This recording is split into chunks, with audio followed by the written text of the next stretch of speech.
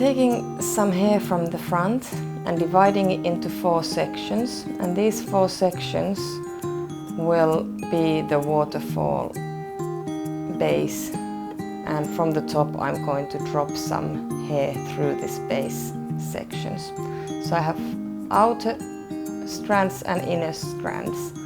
I'm moving the outer strands to the middle,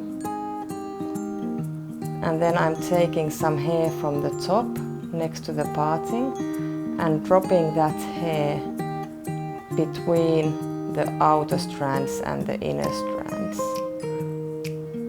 and dropping it down through the braid. Then I'm taking the outer strands again and moving them to the middle, like so. And then taking some hair from the top and moving this strand or dropping it through the scissors. So that strand goes down through the braid. Then I separate these again into these inner sections and outer sections, and the 2 outer sections go to the middle.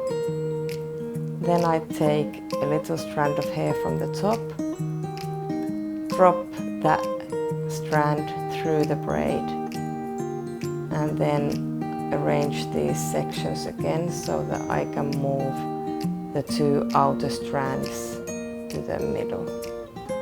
And again take some hair and move it between the outer strands and the inner strands, and drop it through the braid, and carry on like this towards the back of the head. So there are always small strands that come from the top and drop straight through the braid, and then tie it with an elastic and arrange the strands so that they hang nicely.